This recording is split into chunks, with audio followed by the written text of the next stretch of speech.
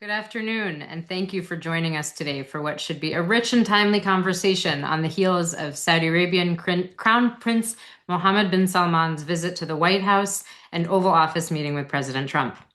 I want to welcome those of you who are joining Israel Policy Forum for the first time today, as well as our returning viewers. And I want to thank our supporters, without whom we would not be able to provide free, timely information to our communities and constituencies. My name is Rachel Brandenburg. I'm Israel Policy Forum's Washington Managing Director and Senior Policy Analyst. I'm pleased to have with me today two distinguished guests, Michael Ratney, the most recent U.S. Ambassador to Saudi Arabia and now IPF Distinguished Fellow, among many other affiliations, and Aziz Alghashian, a prolific Saudi policy analyst and longtime partner to IPF. I'm really looking forward to hearing both of your perspectives on the relationship between Saudi Arabia and the United States today. Thank you both for joining us. And the role Saudi is playing in regional dynamics. For those in the audience, I'm going to introduce our guests in a little bit more depth and then facilitate a conversation between us. We would be happy to include your questions as well, so please put any questions that you have in the chat function, and I will incorporate them into the conversation. So about our guests. Ambassador Ratney retired earlier this year from an accomplished foreign service career, which included most recently, as I mentioned, the U.S. Ambassador to Saudi Arabia. He was central to President Biden's diplomatic efforts related to Saudi-Israel normalization, preventing regional spillover of the Gaza war, and regional support for the defense of Israel. Prior to going to Riyadh in March 2023, Ambassador Ratney held an array of positions focused on the Middle East. He was sent by President Biden to the U.S. Embassy in Jerusalem in 2021, served as U.S. Special Envoy for Syria from 2015 to 2018, and as U.S. Consul General in Jerusalem from 2012 to 2015. He also served as the Deputy Chief of Mission in Doha, the Acting Deputy Assistant Secretary for the Levant and Israeli-Palestinian Affairs, and on tours all over the rest of the world. He received numerous State Department's awards and a Presidential Meritorious Service Award, and we are very fortunate to have him among our inaugural group of policy fellows here at IPF. Dr. Aziz Alghashian is a non-resident fellow at the Arab Gulf States Institute in Washington, and a Saudi researcher and fellow with the Sectarianism, Proxies, and Desectarianization Project. His research focuses on Saudi-Israel relations and Saudi foreign policy. He holds a PhD focused in Saudi-Israel relations from the University of Essex and has taught Middle Eastern studies, international relations, and political theory at the University of Essex, and written prolifically for a number of places, including AGISW and the Washington Institute for Near East Policy. Thank you both again for joining us today.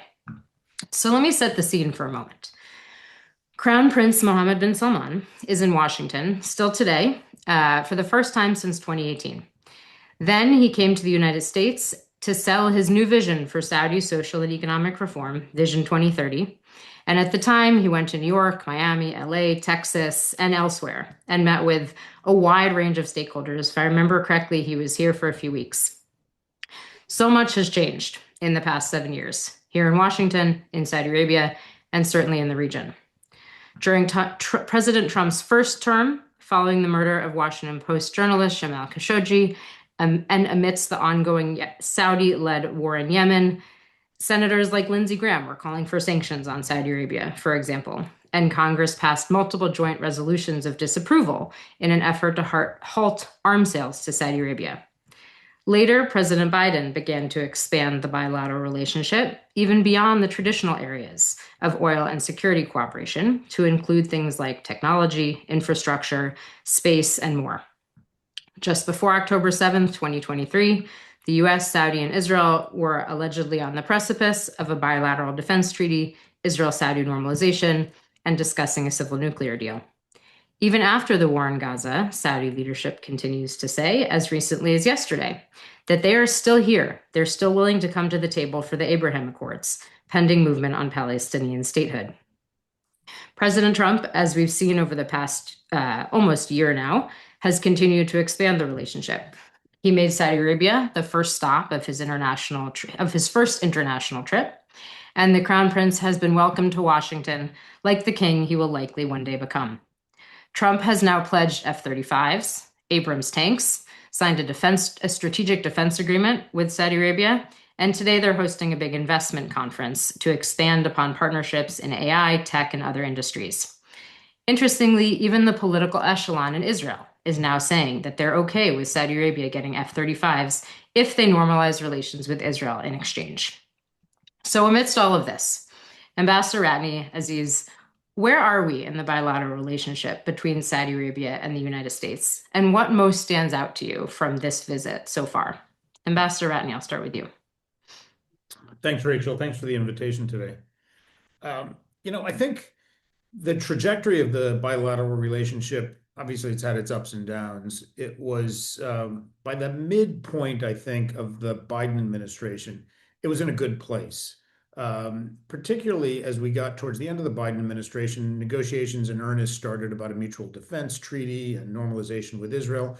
And I think even though that didn't reach fruition, I think the seriousness with which both the U.S. and Saudi Arabia took those negotiations paid dividends in terms of building trust between two countries that had gone through a rough patch, to be sure.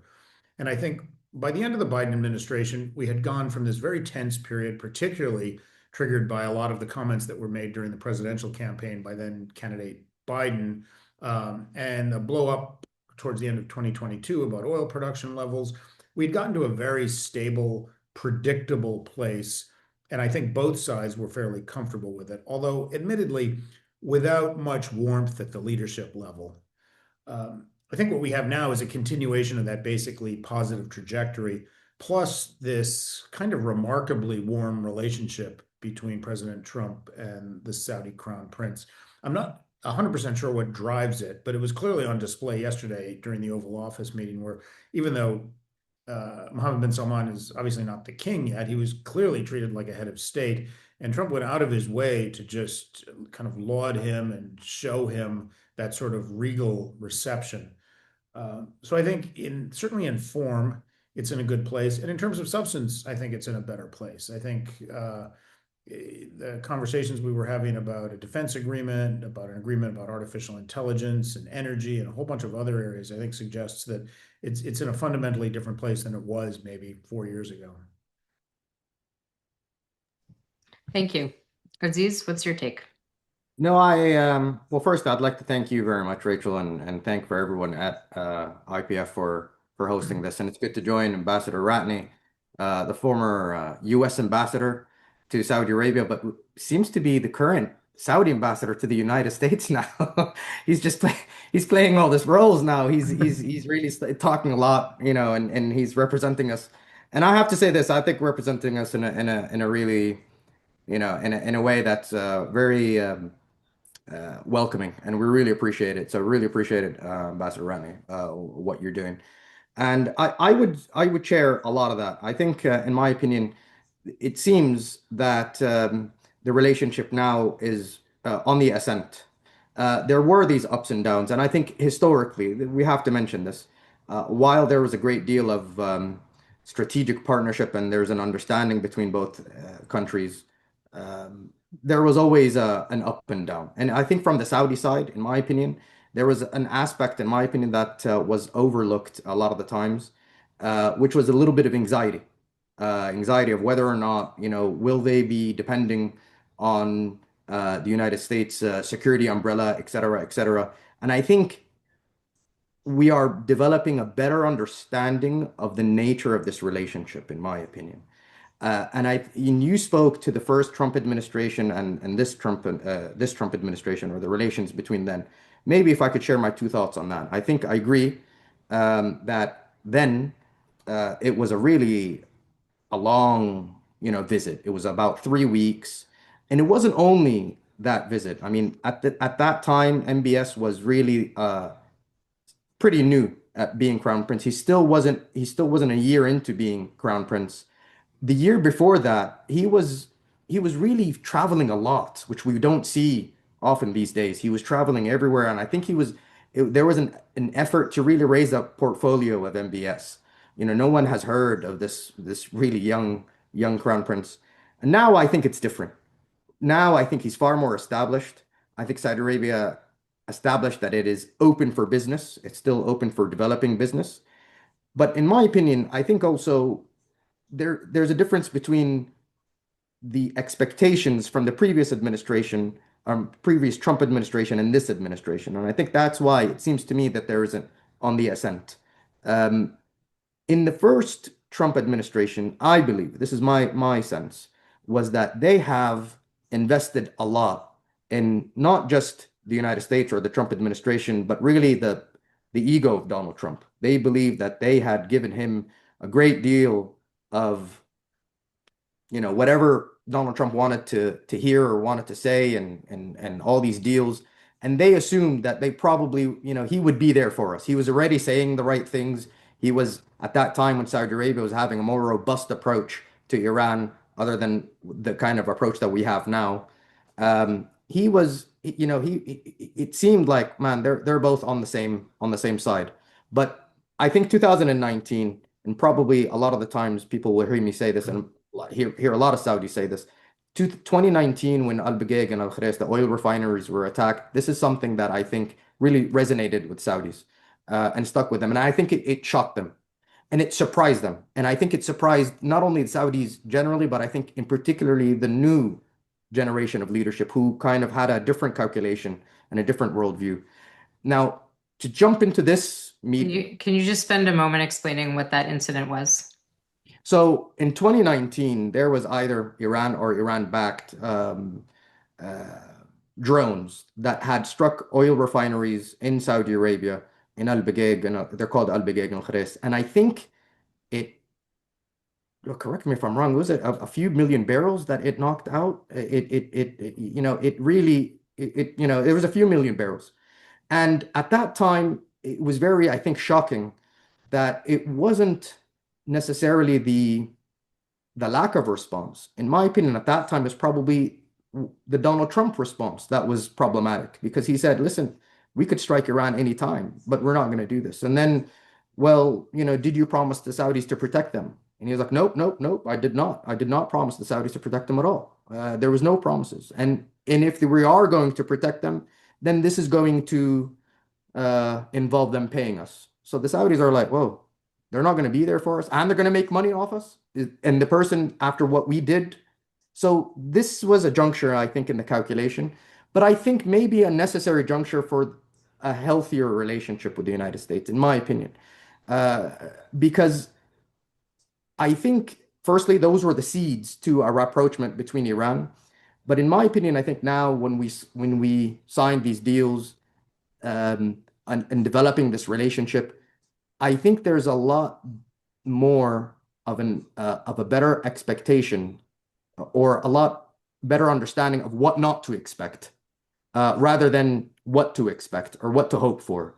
And that's what I think the Saudis are doing also. I think they're building their kind of deterrence capacity. They're building their relations based on, what we can't get from others. And now we see the diversification of Saudi Arabia also playing much of a strategic role. So I think, in my opinion, I'll just finish with this. The Saudi, in my opinion, also in this meeting, I think speaks to how Saudi views the international multipolarizing world. This term is used a lot, and I think it's used too willy-nilly. I think every time people talk about multipolarization and as if all the poles are all symmetric and the same. Instead, I would say that this is clearly Saudi views the world in an asymmetric multipolar lens. And what I mean by that is that they view the United States with all the issues and sensitivities and frustrations. They still view the United States as the first choice. And I think they made that clear. And I think they made that openly clear, even at a time where there's universal, I think, doubt and American reliability. So what, and this is what we see and what we hear in the region. The fact that I think they made this choice speaks to where Saudi wants to invest, not only in its economy and business, but really invest in also in its defensive capacity. So, the relationship is stronger, and I think with a better understanding, it's just going to be even more fluid moving ahead. Thank you. That's very helpful, and a good segue to something else I want to ask. And Ambassador Ratney, I'll turn to you. We've gotten a few questions about the things that were promised in the meeting yesterday and over the last 24 hours. The Crown Prince promised $1 trillion investment in the United States. our president, President Trump, pledged F-35s, Abrams tanks. So, Aziz, to what you were saying, now we are ostensibly allowing Saudi Arabia to have a lot of these major American-made defense platforms. They're buying them, according to what was said yesterday. And Ambassador Ratney, I'll be curious. What do you make of the deliverables from the meeting yesterday, and will they be realized? Will the investment that the Crown Prince pledged yesterday be seen here in the United States? Will the deals that are being discussed, I'm sure, today at the investment conference be realized? Will Saudi Arabia ever get F-35s? And how might that impact Israel's qualitative military edge? There's a lot in that. Yeah, there's a lot. So they signed a whole bunch of MOUs, right? Some quite consequential on defense cooperation, on artificial intelligence. What we got publicly was a fact sheet. And now that I'm outside of government, I see the frustration of seeing a fact sheet without seeing the actual MOUs. I'd love to know what's inside them because those details really matter a lot. Like, what is the import of the defense cooperation agreement they signed? What does the artificial intelligence agreement commit to in terms of exports of advanced technology? What sort of energy cooperation are they talking about precisely? It all sounds quite tantalizing, and I suspect it was all good from the Saudi perspective, but the details matter a lot. Interesting dynamic in this. A lot has been commented on about what Saudi Arabia wanted from the United States, advanced chips, defense cooperation, all these sorts of things. Obviously, President Trump wanted something out of this visit too. The two big things that you heard, one was progress or kind of a commitment to normalize relations with Israel. And I think the Crown Prince made clear where Saudi Arabia stands on that, is where they've stood for a long time. And President Trump seems to accept that for the moment. But the other thing is this investment number. And it comes at an interesting moment because Saudi Arabia and the United States want the same thing, right? We both want foreign investment into our economies. The Saudis seemingly committed first to 600 billion and then $1 trillion. Trillion is a lot of money, right? How that manifests itself at a moment where Saudi Arabia's priority is to attract FDI into Saudi Arabia, and where the Public Investment Fund, which was already something like 80% of it was already dedicated to domestic investments inside the kingdom. As I understand it, there's even a greater prioritization towards using PIF funds as a tool of domestic development. So even while that's happening, there's this expectation that money is going to be flowing into the U.S. economy. I honestly don't know how you square that. I suspect the PIF and others would say that there's already a significant stock of Saudi investment in the United States, and there's certain things in the pipeline, particularly when it comes to artificial intelligence. But exactly how you get to $1 trillion, I don't know. The defense equipment, I think a big piece of and again, I don't know the text of the defense agreement, but I suspect it focuses on something Saudi Arabia has wanted for a long time, which is predictability, transparency, and reliability when it comes to defense acquisitions. It's been extraordinarily frustrating for them. They're one of the, if not the largest, what we call FMS customer, sort of cash customer for defense articles going to Saudi Arabia, but they see, obstacles and delays, whether in the U.S. bureaucracy or the U.S. defense industry itself, or sometimes in Congress, that have made it extraordinarily frustrating to take delivery of the things that they've ordered and paid for. So I suspect that's a big piece of it. The F-35 is interesting. This is something that even in the best of circumstances would be years away to deliver. It's extraordinarily expensive. And it comes at a moment when the Saudi defense establishment is actually trying to wean itself off of their sort of historical pattern of buying things wholesale from overseas. They want to develop these weapon systems domestically, or at least participate in their development and participate in their manufacture. So it comes at an interesting moment, something that's the most sophisticated U.S. fighter jet with the most sophisticated technology. And that comes at a moment where what Saudi Arabia really wants to do is be part of developing the next generation of these platforms in their own country. Thank you. That's helpful. Aziz, I want to come back to you. How does this trip play at home? What does it mean to Saudis watching the Crown Prince be treated like this in Washington? Well, I mean, it's very, very, very popular. I mean, all the Saudi news channels are live streaming a lot of the the meetings, for example. Coverage is nonstop. And there's already a lot of pride, and then you could see the social media accounts really going, and they're all starting and celebrating. And they're not only celebrating this, I think what they're celebrating really is the magnitude and the symbolism. The fact that this was probably an incredibly symbolic and very large, all the pump and everything. This is something I think what we tend to do is try to instrumentalize this to say this is how big we are and this is how much it speaks to our position now in the international system. We are now, de facto world leaders, or here's a world leader meeting a world leader, and this is a meeting that is befitting to an equal world leader or something like that. This is it's a very proud moment, especially for still someone who is crown prince still. So I think that's playing very much. I think the fact that they're celebrating the F-35s and delinking it from any kind of commitment to normalization of Israel also adds to this and fuels this, in my opinion. Um, and of the like. But I mean, there were some interesting comments that said, for example, F-35s welcome home and everything. So I don't know. I think they're going to be very disappointed. Speaking to what Michael Ambassador Ratney was saying earlier, it's going to take a while for it to come back. But if you don't mind, if I could just say things about 2030 and the foreign direct investment, Please. as just to expand upon what Ambassador Ratney said.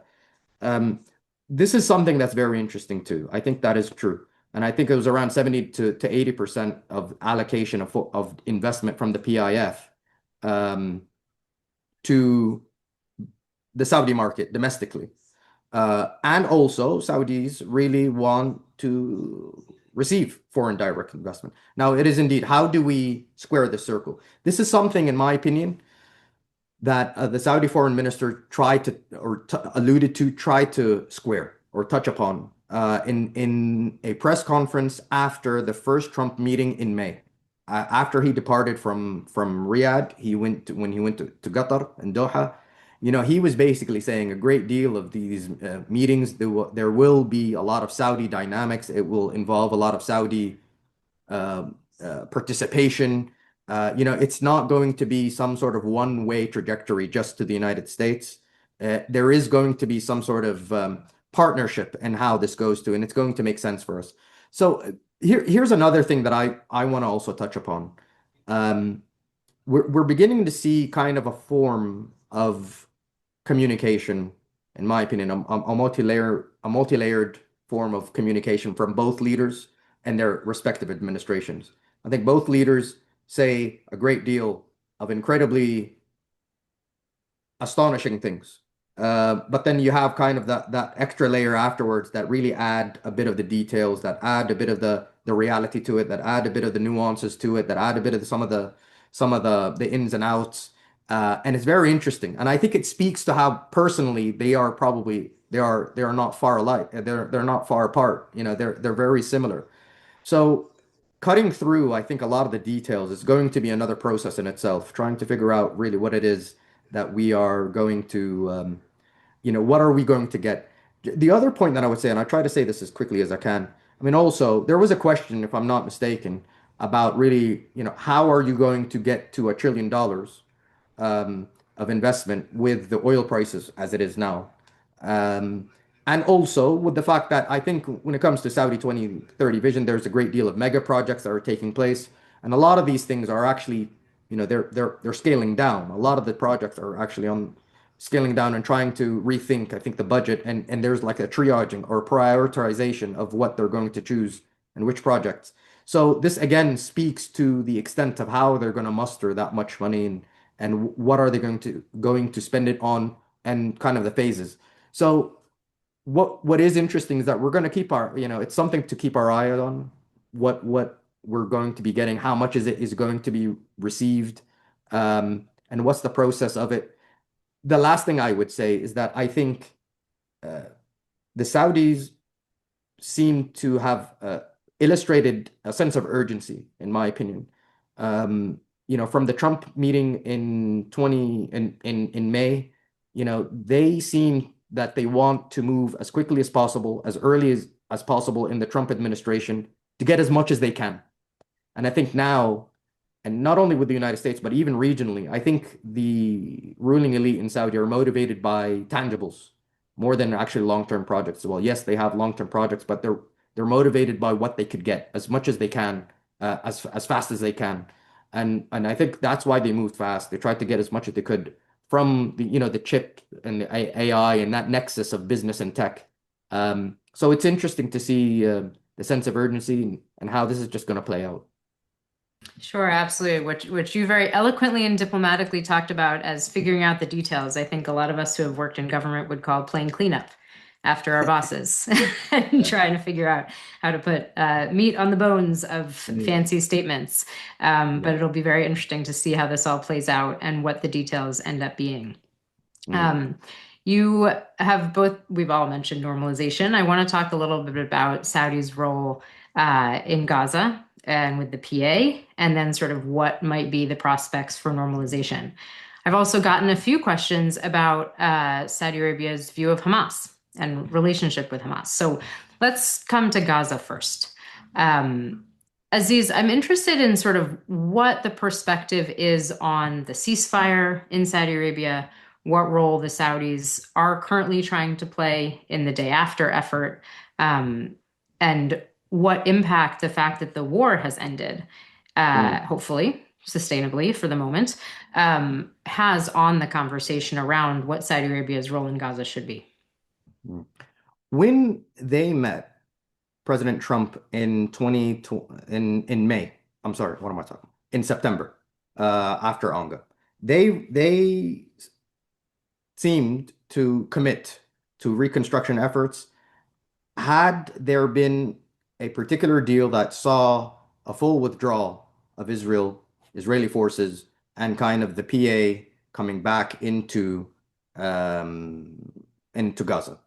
For the Saudis, this is very important because any kind of action they would have would be based on a PA invitation, which means I think that their role and participation is somewhat legitimate, and therefore it is not an extension of this occupation. This is what they want to do. Now, once there was an agreement and that there was this phased kind of withdrawal, and then there's still the 53% of IDF forces still, or in 53% of Gaza, this really complicated a lot of things for the Saudis. And now I think the Saudis are in, we are all in no man's land. And I'll try to be as brief as possible here. This is now a predicament. There's an expectation of reconstruction, but the conditions that we agreed upon is not there. Now, the Saudis, in their usual selves and in their statements, they were very diplomatic. They kind of implicitly suggested that, okay, once there is, not even implicitly, even a bit more, once the right conditions are there, then we will be happy to participate and contribute to security forces or support security forces in Gaza. But they don't want to do it, and they don't want to reject this situation outrightly or loudly, because I think they know that right now the only thing that's keeping a ceasefire is really the Trump deal, the Trump 20-point plan. So they're in this no man's land, and I think that's the situation that they're. To be honest with you, that's the worst nightmare scenario for Saudi, because it's just not clear. And in my opinion, I think the Saudis are just. It's a very big challenge for Saudis, because I think that there are other crises around Saudi Arabia now. I mean, right now, Sudan is a very significant issue for Saudi Arabia. They're still focusing on Syria. Lebanon is another situation. They're still focusing on the Houthis in the south. So they want clarity. And right now, the situation in Gaza is not clear. And what I would say about the PA, I don't know if you asked me about the PA. Should I say a few Not words yet, but about go the PA? ahead. No. Oh, okay. All right. Go for it. Okay. I'll do my best, as quick as possible. I think with the PA, it's very interesting. They have a usual approach of just working with an individual, and they're just trying to work with, they're working with Hussein al-Sheikh, um, and they're making sure, okay, that they want to see particular reforms, but they just want that person. They want to work, in they would prefer to work with an individual rather than work with an entire establishment. Um, in my opinion, I think Saudi PA relations has developed over the past year. There's more presence of the PA and Mohammed Mustafa and their foreign minister and others, and even Abu Mazen. Goodness gracious, he graced Al Arabiya recently as well, um, on Saudi media. And you see, for example, MOUs being signed. Are they being fleshed out? It's still very early days. A Saudi Palestinian Business Council, which is very welcoming, but it really requires being fleshed out as well. So there are these signs that it is moving forward, but there's still it's developing. But I think, in my opinion, that's the kind of a relationship. It's a the Saudis, in my opinion, I just don't think it takes too much political and diplomatic capital to get a lot of the things moving because there is what they believe is Israeli intransigence, and they have to convince Donald Trump to apply more Israeli and use his leverage. And for them, this is a long route that requires a lot of diplomatic capital. And I think this is why it's a stop and start, in my opinion.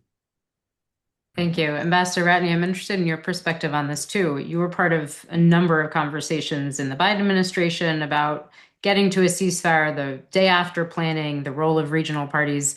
How do you see the conversation as having changed? And where do you see the conversation around Gaza and Saudi Arabia and other Gulf countries' contributions going? I think Aziz is right, in a sense that we find ourselves in a quandary, or the Arab states find themselves in a quandary. There was enormous frustration, and actually throughout the Arab world for much of the Biden administration post October 7th, that there was no ability to end the war. There was no amount of persuasion of Israel, public pressure that would end the war. And then Trump came along, and for all his eccentricities, he's viewed as putting necessary pressure on the Israeli prime minister in order to end the war and get the hostages out in a way that Biden was seemingly unable to do. So I think that's why you saw all of those Arab and Muslim leaders show up at Sharm el-Sheikh, stand behind him and laud these efforts, even if they had grave doubts about the direction that it was headed in and the stability of the ceasefire and where this all goes. They didn't want it to stop. They saw President Trump essentially bring about a ceasefire, and they saw something quite unusual, I think, from their perspective. They saw a U.S. president actually place pressure on an Israeli prime minister to good effect in a way that President Biden, for all of his affection for the state of Israel and for Zionism, was unable or unwilling to do. And they just don't want it to end. Just 2 days ago, there was a UN Security Council resolution supporting creation of this stabilization force and kind of embodying the 20-point plan. It contained language that normally would never get through the U.S. Security Council. China and Russia abstained. It had support of all of the Arab and Muslim states, partly not because they loved the language or they thought it was viable, but because they just didn't want President Trump's engagement on this to stop. That said, they have grave doubts about where it's headed, whether indeed there is any sort of pathway to Palestinian statehood embodied in all of this, given that moments after the resolution was passed, the Israelis once again distanced themselves from the prospect of any statehood for the Palestinians. I think they all have, they're willing to laud in principle the idea of a security force and maybe even suggest that it's something they would look into. But I have doubts that any of them would actually put forces on the ground because they don't want to get between Israel and Hamas. They don't want to be seen protecting Israel or shooting Palestinians or being shot at by either of those two parties. And then the wealthy Arab states have grave concerns about being saddled with the bill for reconstruction. And that goes back to the very beginning after October 7th, when there was a narrative emanating principally from Israel that suggested that Israel would take care of Hamas. Egypt would sort of absorb the population, if only temporarily, and Saudi Arabia and the UAE would pay to rebuild the whole thing. And at that point, I think their reaction in the Middle East and the Arab world was, how did this become our problem? And consistently, they've been reluctant they obviously would support the notion of reconstruction, and they've been pretty generous on humanitarian aid, but they don't want to get saddled with a bill with no prospect whatsoever for either a long-term stability for the ceasefire or the ceasefire leading to something viable and political for the Palestinians. So I think that's where we are now. Nobody wants to see Trump step away from this because it's the only thing that's brought about a ceasefire and brought about a change of behavior from the Israelis. But on the other hand, they don't know exactly, other than supporting these efforts, they don't know exactly what to do to make it, to kind of give it real effect. So to pull on that, and I appreciate this notion that they want President Trump to continue, so they're willing to provide support up to a point in order for that to happen. What happens now? Where, as you said, we're sort of stuck. We already have the UN Security Council resolution, which was remarkable in a number of ways, including what you mentioned. You have the CMCC stood up outside Gaza with the US leading, but representatives from mostly European countries, a handful of countries, the UN. But yet, not much progress on an international security force, not much progress on demilitarization of Hamas, not much progress on a board of peace. What is sort of the window of opportunity for more to be done? And what can some of these countries who want the momentum to continue do to keep President Trump on task? I think that like the two big closely related challenges right now, one is the degree of Israeli withdrawal from Gaza and Israel's commitment to fully withdraw, and the degree to which Hamas is prepared to actually disarm. The two are related, obviously, because I think Israel would point to a Hamas that continues to not only be armed, but also threaten Israeli forces as a reason not to withdraw. And a lack of Israeli withdrawal becomes this excuse not to disarm. And in the middle of that, you have the sort of near-term challenge of this humanitarian catastrophe, which is only very, very gradually getting better. So I think the immediate challenge is one, figuring out a way to improve the humanitarian situation. That means no longer using humanitarian aid as a political tool. If you want to stop looting and diversion of aid, flood the zone with aid. Don't withhold it in a way that's just going to be exploited by Hamas or armed gangs or others. So that's number one. Number two has to be finding a way to gradually improve the security situation there, even in advance of some kind of an international stabilization force. And I realize the Israeli government is allergic to the involvement of the Palestinian Authority, but nonetheless, the Palestinian Authority has highly imperfect, but they do have security forces and seemingly a willingness to get involved in a way that would bring a certain amount of legitimacy in the eyes of the Gazan public and kind of a ready alternative to what now is just either Hamas or the Israeli Defense Forces or armed gangs being supported by the Israelis, none of which are particularly palatable from the perspective of the Gazan population. So in advance of some solution that looks like an international stabilization force, you need some construct that improves the situation for the security situation for the Gazan people alongside an improvement of the humanitarian situation. Thank you. None easy tasks. Aziz, I want to come back to you with a question from the audience. That is, what is the depth of Saudi commitment to a Palestinian state or form of self-determination? I'm going to paraphrase in the next point. There's a lot of talk that this is just rhetorical, that the crown prince needs to say something and needs something said on the future of Palestinian statehood. And then there are those who will affirm that, no, actually, this is something that the Saudis want and care about and is important at a popular level, at a political level, at a leadership level. So I'm interested in your thoughts. So I think here it's an interesting question because it speaks to how Saudi, I think, views the Palestinian and Israeli issue. And in my opinion, I think when they view it, they view it and they have a discourse mostly of principles and more than rather than details. And what I mean by that is that it is firstly very important. It's still important. While some people may not consider it important, or people will say that, you know what, I think MBS probably doesn't really care that much about it. Like even in the Bob Woodward book, this is something that I think Bob Woodward reported. But the reality is, I think MBS understands the institute that he occupies. And the fact that, in the position, in the Saudi position that it occupies in the Arab and Islamic world. And while I always questioned, I'll be very honest with you, I questioned, it was like, is how significant is this leadership role? To what extent is this a real obstacle or not?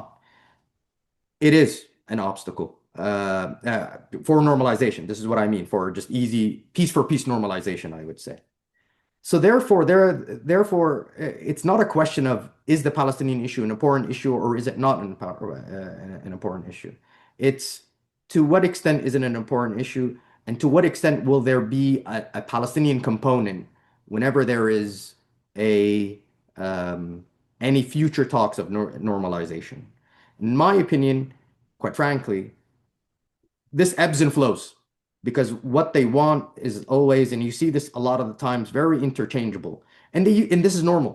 Saudis, even before any talks of normalization, were always talking about a just solution, a settlement, the Arab Peace Initiative. You know what? We just want peace where everyone's happy. The Arab Peace Initiative, 1967 lines on East Jerusalem. All these things were used interchangeably. The and oftentimes, and I wish I had a pound or a dollar for if I to hear this, but it's like, what is enough for the Saudis? What is it? And a lot of the people don't like my answer. And since they don't like it, I will share it with you, and maybe everyone else will like it more or will not like it. For the Saudis, there has to be a Palestinian component, and what that component is will be predicated on what the PA say is enough. It's a thumbs up. It's what is good enough. And basically, this is then something what I think in your introduction you mentioned rightfully, but there was also another aspect of negotiations, which was the Saudi-Palestinian negotiations as well. And they were in the loop of saying, listen, we're in talks here and we want something for you guys. We don't want to normalize relations from the back door or the side door, quote unquote, Abraham Accords. We want something for you guys. You want to be part of it. And therefore, it is to what extent is this? And to be honest with you, it solidifies or suggests the research that I've been trying to do, which is basically that, the Saudi language is unfixed, and it's unfixed to entertain some of these positions. Now, does this mean nothing, or is it just rhetoric? I don't think so. It has to be something very significant. And now I'll tell you why it's very significant. Because after October 7th, and I wonder if Ambassador Ratney agrees with me in his time here in Saudi, but after October 7th, not only the calculation has changed inside the Saudi ruling elite, but the Saudi perception has changed. Not only this, the Saudi understanding of the Palestinian-Israeli issue has changed. Now they understand the dynamics better. And in a time where probably this idea of Palestine, Israel, it was something there. We don't really know what it is. We know it's bad. It's a bad situation. We don't know the dynamics of this occupation. We don't know the dynamics of this. We don't, there was a lot of this misconceptions. These things now are being developed and understood much better. And you can see this in a lot of the social media accounts and also some of the content curators that are very friendly towards the system here. They're bringing out a lot of content that suggests that there's the Israeli occupation, the injustice that's going on. I just saw today an ad about a movie that's going to come out called 1936. It's in the cinema. It's going to come out in the cinemas in Saudi, and it's a Palestinian movie apparently about, I think, the Arab Revolution or something. So the situation is changing here, and as a result, this means that there has to be something significant. What that thing is, we don't know. This is my position, and I'll finish off with this. I think in my position, or in my estimation, let's not talk about what is enough. Let's try to flesh out what is the best kind of Palestinian component we could have. A Palestinian component that's either close to statehood or whatever it is. Ideally, a state and a strong, sufficient state, but that's more integrated into the region. I think, in my opinion, a lot of the times we're talking about Israeli integration, Palestinians are not integrated into the region. And this is something that I think is now an opportunity that perhaps we could talk about more. And we could start acting more. Since we're being connected, more, and there's a theme of connectivity, this is something we could do. The last point I would say, to add a point, I think to add about what Ambassador Ratney was saying about the Trump plan. Um, in my opinion, I agree. I mean, they don't want to lose the Trump plan, but when it comes to really that end goal of statehood and the incredible pathway, it's very, very foggy. So I think here there's probably an opportunity to develop a stronger link between the New York Declaration and maybe the Trump plan. And the reason being is that I think this is very strategic because it allows, I think, the Saudis and other Arab states to not be fatigued with this no man's land kind of position that we're in now. We don't know where we're going. We don't know what's going to happen. It's very, very opaque. Maybe while we have the ceasefire here, there are things that we could help secure more in Gaza, develop the humanitarian aid, but also develop more projects and begin to think about new initiatives on the other side in the West Bank and how we could probably use that semi-stability there and begin to develop it and regionalize it and have it linked to both Gaza and to the region. So that's kind of what I would suggest to move forward, Thank in you. my I opinion. like that. I think you're sort of saying not just integrating Israel into the region, but also integrating the Palestinians. And that needs to be part of the process. Ambassador Ratney, I want to give you the chance to comment on what Aziz just said, but also fold in normalization and how you see the future of Israel-Saudi normalization playing out, if there's still sort of what your assessment is of the chance of getting there in this Trump administration, what it would need to take. So I think there was this sense, and I think it was probably a sense that MBS had, that prior to October 7th, that the younger generation of Saudis, and Saudi's a pretty young country right now, had sort of lost that attachment to the Palestinian cause that his father's generation had had very, very strongly for a lot of reasons. Either, and some of it in the case of Saudi Arabia was just because things had changed so rapidly inside of the kingdom. That was that was a lot more interesting than Arab causes elsewhere in the region. But there's lots of reasons for it. But the truth is, after October 7th, that all changed. And everybody in the Arab world, Saudi Arabia included, saw the same images of Israeli military action inside of Gaza and had the same reaction. Suddenly, this thing that was sort of in people's kind of outside of their direct field of vision, they saw it every single day. And the Saudi crown prince is nothing if not a savvy politician. Like, he's aware of the sentiment within his family, within his population, within the broader Arab and Muslim world, to which he has to be responsive, given the fact that Saudi is the host of Mecca and Medina.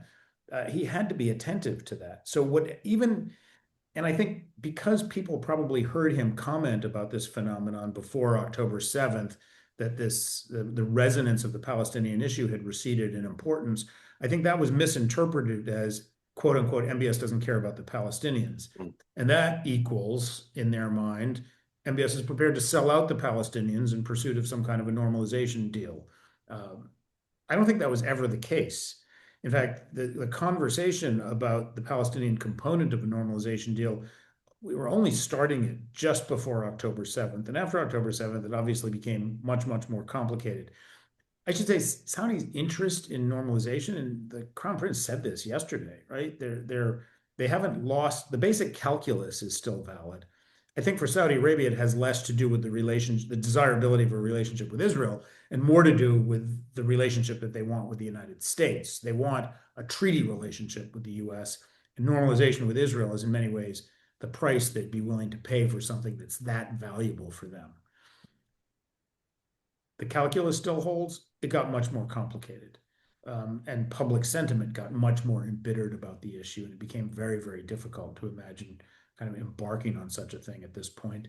The Saudi leadership, Aziz knows this well, for over a year now, has been pretty publicly clear about what they need to re-embark on these negotiations. And it comes down to an end to the war and a pathway to Palestinian statehood.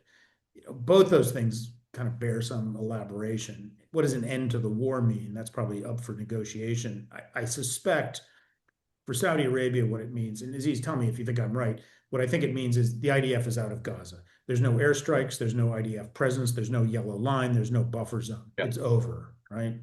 Yes. And what does a pathway to Palestinian statehood mean? That can mean a lot of things, but I think what it comes down to is they need support for Palestinian statehood to be articulated as a matter of Israeli government policy. It doesn't mean a state is formed tomorrow, but it means the Israeli government states that that is their objective. You think about it, which is harder at this point, right? Getting out of Gaza completely or committing to statehood. Both have essentially been ruled out. And that's why even in front of President Trump during, a very warm, kind of generous environment in that meeting, MBS had to state pretty clearly that normalization is not in the cards right now for just those reasons. So I think long term, it's hard to say. I think, again, I think the basic calculus still holds. I think it would be good for everybody. I think it would be good for Saudi, for Israel, for the Palestinians, for us, if this normalization deal went forward. It would have to be in a different environment. I think the kind of anger and bitterness and deprivation as a result of the Gaza war has to be well behind us. And I think you have to have those commitments on the part of Israel to move forward, because I don't think Saudi's going to back away from that. And just one more thing, if I may, just Sure. quick. So I appreciate that, Ambassador Ratney. And not only this, but I think there's also a sentiment. There's an anti-Netanyahu sentiment even more now. Why? Because I think he was someone who took for granted a lot of what the Saudis were saying. The time and again, and this is a genuine frustration that Saudis and Saudi officials have, is that why aren't they believing us? And maybe this is actually becoming disrespectful.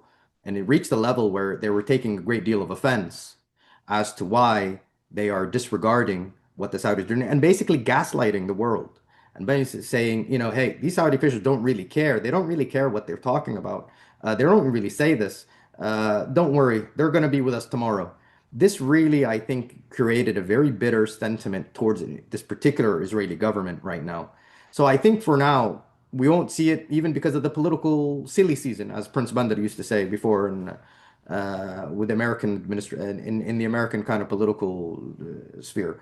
But and I think that's why they're thinking about ahead. And I agree again with Ambassador Ratney. There has to be a significant um, conviction that this is, a matter of policy. And also, I wonder to what extent that anything that could be reversed, because they're calling for sometimes credible and irreversible steps. That was the pre-October or post-October 7th language. That hasn't gone away, in my opinion. They're still there. It's still there. So the determination of what is credible and what is irreversible, this is something that is also needs working on. But what they don't want is to normalize relations and then have these things be reversed again. And that's just not something they could afford. Sure. No, I appreciate that. And Ambassador Ratney, I want to come back to what you said as something you said as the last question about this being an element of Israeli policy. Israel will see elections sometime in the next year. Whether that changes the leadership, we don't know. Whether elections come sooner, does it change the government? We don't know where it ends up. But part one of the question, does that help? Would a government led by someone other than Bibi Netanyahu make this easier? And does President Trump, I think you both have mentioned how much influence he has been able to have over Prime Minister Netanyahu for various reasons. Does President Trump have the ability to push Netanyahu far enough to get to a place that's sufficient in Israeli policy with respect to Saudi needs and demands on Palestinian statehood? So on the first question, I mean, just to oversimplify it, I tend to think this is a kind of post-Netanyahu issue, normalization. I just don't see the cards falling in the right place in order to get this done while Netanyahu is so implacably and publicly opposed to Palestinian statehood, even the concept of Palestinian statehood, and is also probably not thrilled with the idea of withdrawing the IDF from Gaza at this point. Maybe in better circumstances, but certainly not now. So could elections change that? Look, it's pretty clear that there aren't any Israeli, certainly not Jewish parties in Israel that are supportive of the idea of a two-state solution at this point. The difference might be that in the case of the current coalition, um, you have policies that are abjectly antithetical to the idea of Palestinian self-determination. So it's not just that it's not a good idea or that there's no public support for it. It's that there's steps being taken actively to make it impossible. And that becomes, as a political matter, very difficult to work with.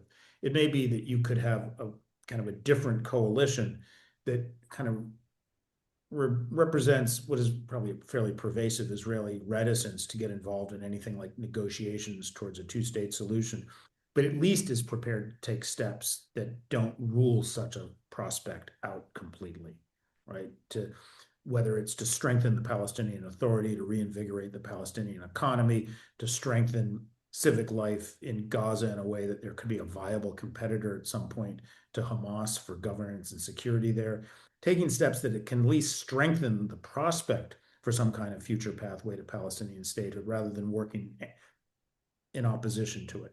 That, I suppose, is possible, although, to be honest, I'm not quite sure.